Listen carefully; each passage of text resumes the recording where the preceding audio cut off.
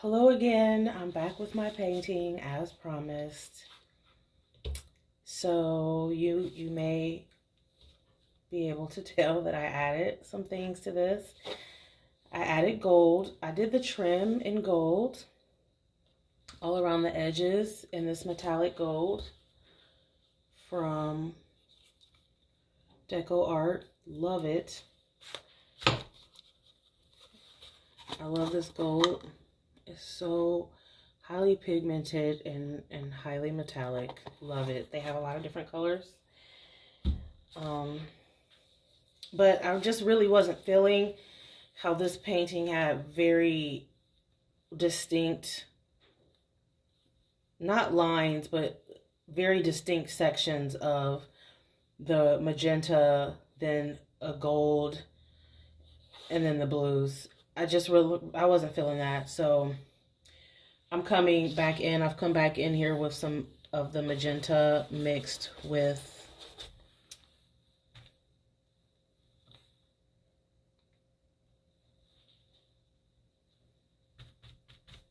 some of, so this rouge color I keep calling magenta, and parchment, my favorite sort of white color. I'm not directly using white, which I don't a lot because it's white can be a little bit much.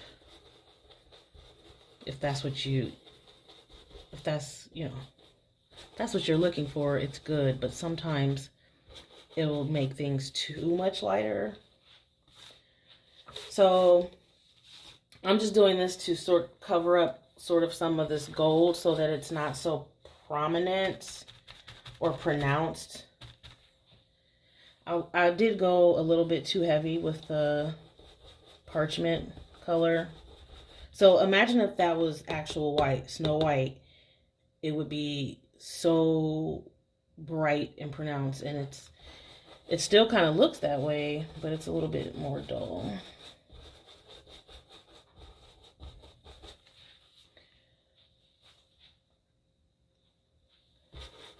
So I'm just working this in to get this color moved around, to give it a little interest, and to break up the uniformity.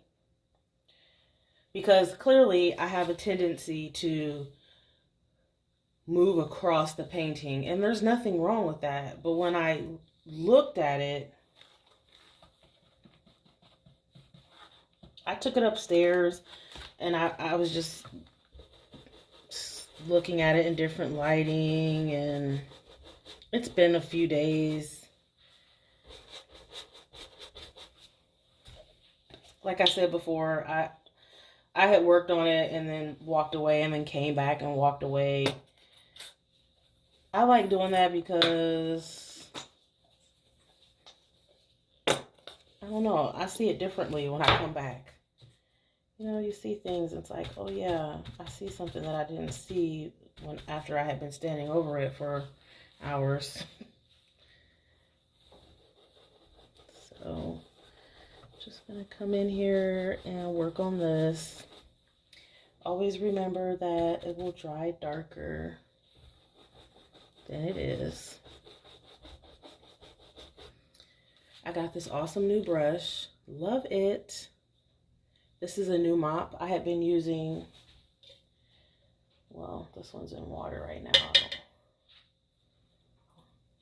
I have been using this 1/2 inch, 3/4 inch mop, and I've upgraded to this 1.5 inch mop, which I love. I just love it. The feel of it, the shape of it, it's great. It's so much better, and it's bigger, so I can cover more area, but it blends so beautifully, so much better than my older one. That other one it's aged. It has got some years on it, but that's okay. I mean, brushes basically, they last a really long time depending on how you take care of them. So I'm just adding some of this magenta color in to mix it up, and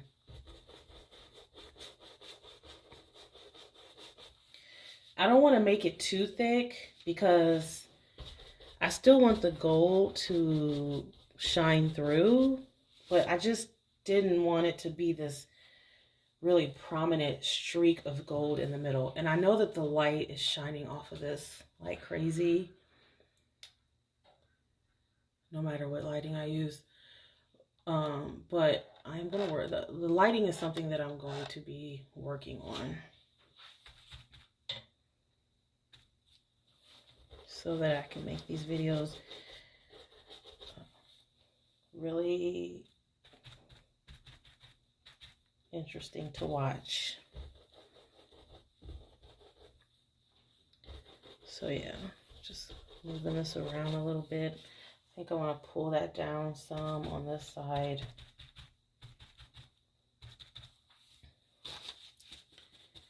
The thing about this mop, for me, it needs to be pretty dry.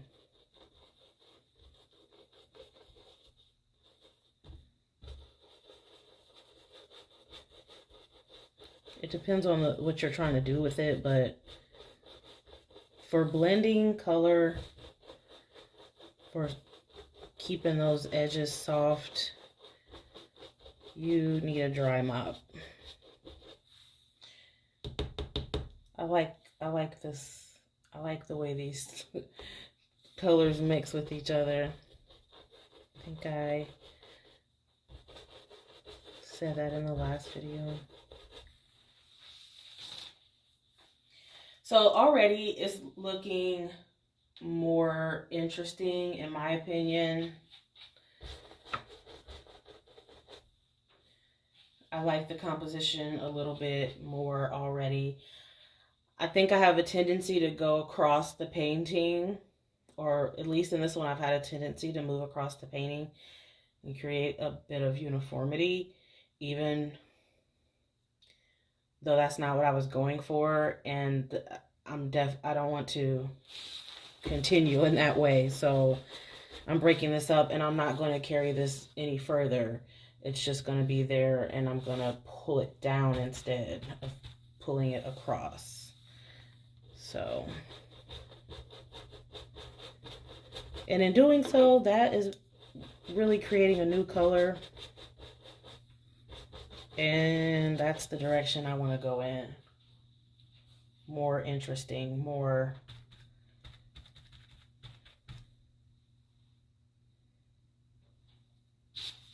losing hairs.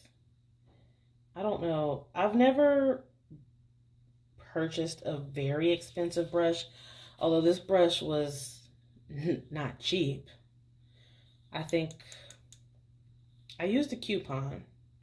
That's why I went, because I had a coupon and I said now's the time to go and get the brush, because I knew I wanted a big brush. I actually wanted a bigger brush than this, but this is the biggest mop that they had available. And I was going to get this brush that was in another section, which I think is used for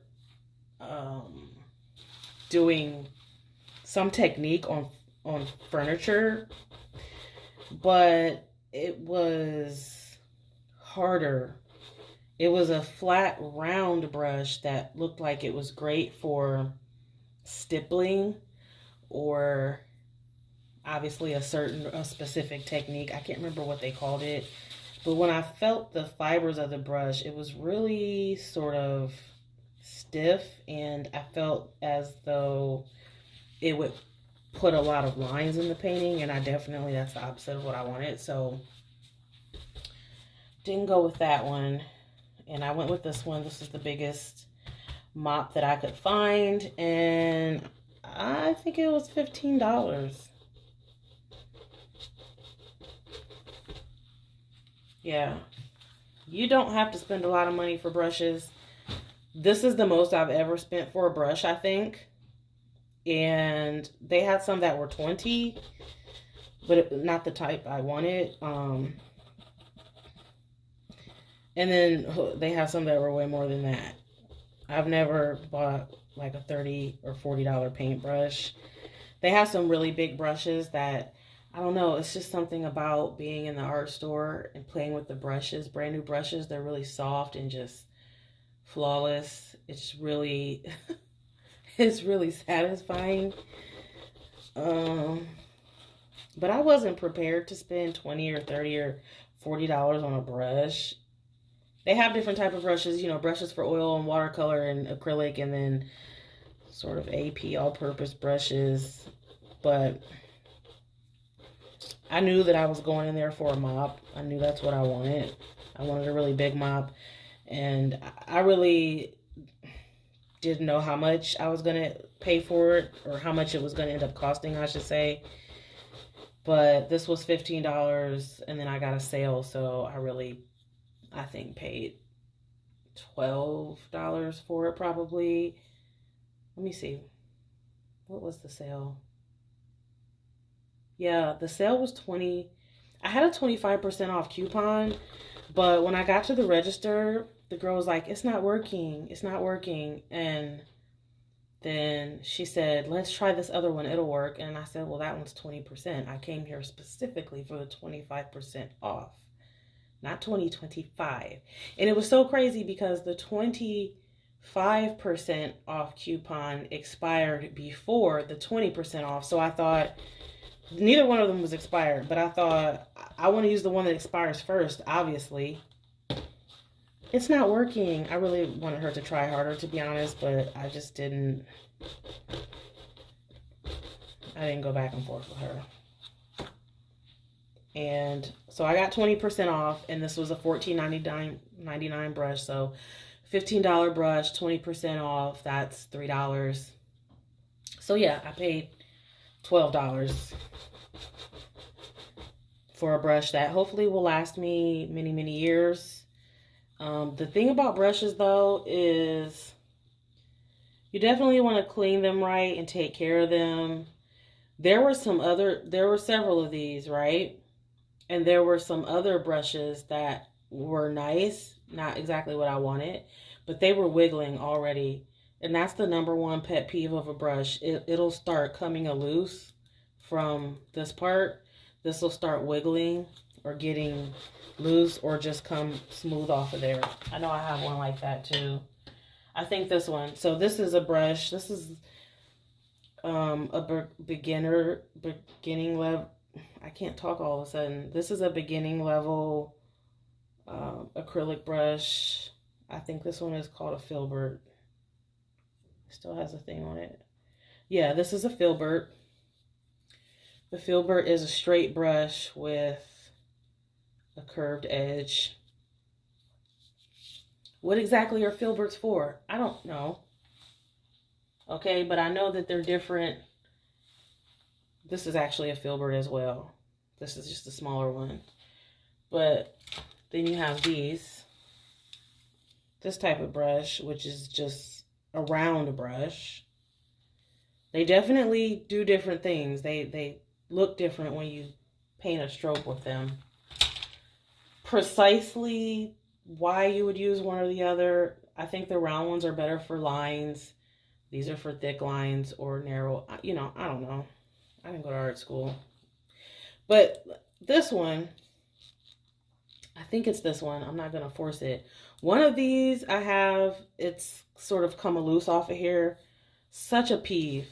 And you can glue them back. You can glue it back on. But I don't know. I just am always peeved when the brush part comes loose from the stick. And it happens because I think you're using it, you're washing it, you're getting it wet. It's a wooden handle. Wood is affected by water. Water makes wood expand and contract. Anyway, this isn't a science lesson. So I'm going to pull out a little bit more of this.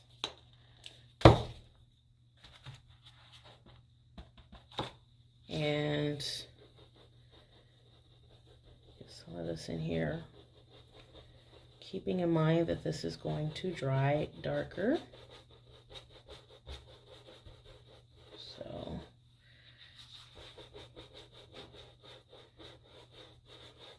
Just wanting to blend that in. I do these dabby strokes because I don't want brush strokes. I don't want obvious brush strokes.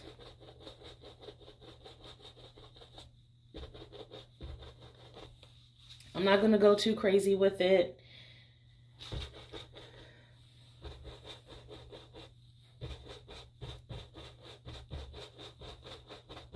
As far as how much paint I'm putting on. But I think I do like this better already. Let's turn it around and see. So I have a compulsion within me right now to carry this on, but I do want this gold in here. And if I come over here too far, I'm going to take away some of the orange, and I do want that orange in there. I had even thought about making the orange more prominent. So yeah, so this is looking a little,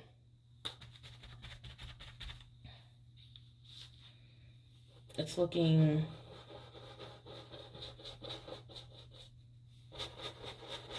it's not as soft as I want it to be. It's not blending in the way that I want it to be. So I'm really getting down to the nitty gritty with this paint. Getting all of it. This right here is too something. It's not blended enough. It's not soft enough. It's too deliberate. So just wanting to soften that up.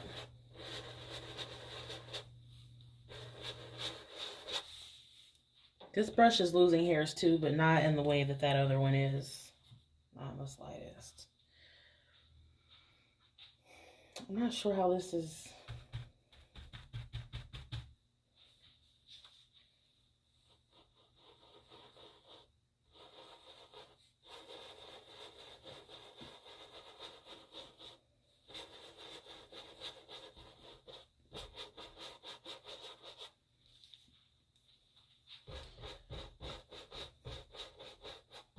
Not sure how this is coming out on camera.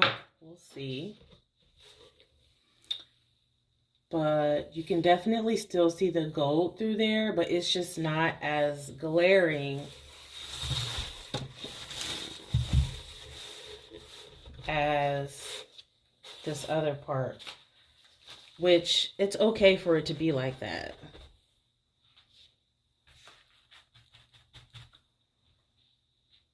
I am glad that I added some lighter bits in here. I think I will leave this side alone.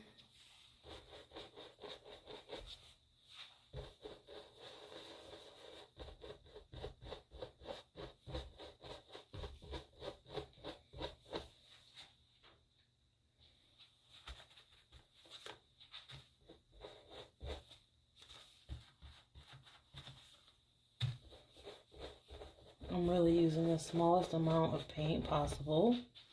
Not wetting this brush at all.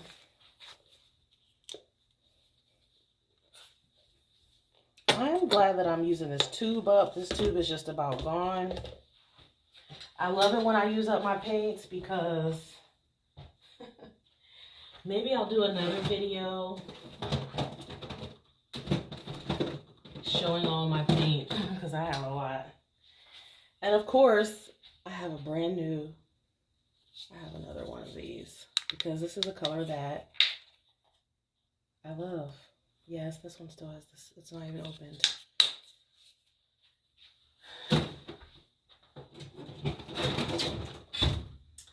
I have a lot of paints. I have a lot of art supplies because I've hoarded them. And when I first started painting, when I first started getting into, okay, I'm going to be deliberately creative, I I just kept buying supplies. I just kept buying paints. I just kept buying brushes and canvases. I've used most of my canvases, but I have a couple of very large canvases that I haven't used purely out of fear. Okay. It can be really, for me, just staring at a huge blank white canvas is just, I don't know, intimidating or something. It's scary because I think, oh, I don't want to ruin it. I don't want to mess up this beautiful, large, expensive canvas. Not even thinking, well, just paint over if you mess it up. Duh.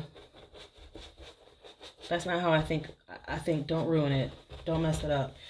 But that thought process really is counterproductive. It will keep you from actually moving forward and doing the things you need to do. It's sort of a bit of perfectionism, saying, oh, I don't want to mess it up. And this, I want to save it until I can make sure I do something really nice on there, something really perfect. It's really perfectionism, and it for me can completely hold me back from doing something because I just think, oh, I'm not ready to paint on that big canvas, but I bought it, so any time is a good time. I have a lot of smaller canvases. I've thrown away canvases that I've painted on, and instead of just holding on to them and saying, oh, I'm going to paint over them and blah, blah, blah, blah, blah, I just got rid of them because I have so many anyway. It's not like I really will miss them. And in the beginning stages, if you're like me and you're just doing this for fun, you're just trying stuff out, you're going to paint on stuff and hate it afterwards, and not like it or not be pleased with it. Or time will pass and you will get better and you'll look back and see what a waste that was. Or well, you can at least see your growth, but you'll be like, oh gosh. You know, it's like when you progress from drawing a stick figure into an actual figure, or when you practice drawing faces or something and they look lopsided and elementary, but then you keep doing it and you get better at it and they get better and you can look back on them and see how you've grown. I have a lot of my old canvases too, though. I started out doing fluid painting. I started out with pour paintings, fluid paintings. And the reason why I started with that is because I thought it was easy. And it kind of was, but as I got into it, I realized that it wasn't as easy as it looked. It is easy, but you know, the first thing I ever did was a flip cup. And if you don't know what that is, I guess you can look up a video, but you just put fluid paint in a cup and you just flip it over. And then it sort of mixes itself. And then when you take the cup off, it starts to run and you move it all over the canvas and you do different stuff.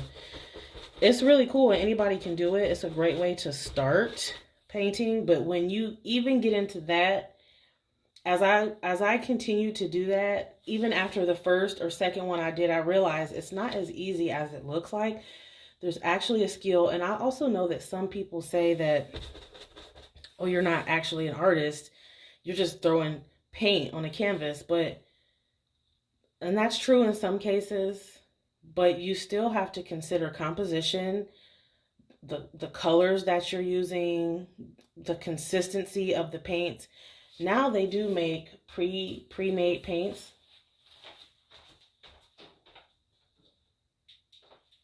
And I say now because when I first started doing fluid art and pour paintings, they weren't making them pre-made. You had to mix it up yourself. But then it got really popular and they start coming out with ready mix paint.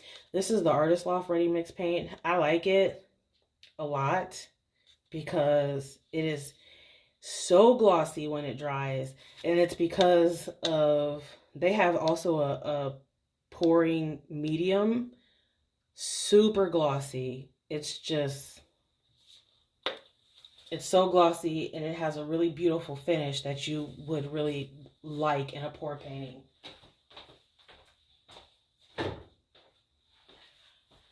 So I used to do a lot of those, and so I have a lot of old canvases with that on it, but I started trying to do some other stuff as well. And I would definitely go back to those, and I'll probably make a video or two with the pour painting. So maybe that'll be coming up soon. I haven't done those in a long time. I just moved away from them a little bit because I wanted to see what I could do with a brush, you know. Now here is the finished product. I hung it on my viewing wall and I like it. Thank you so much for watching. See you next time.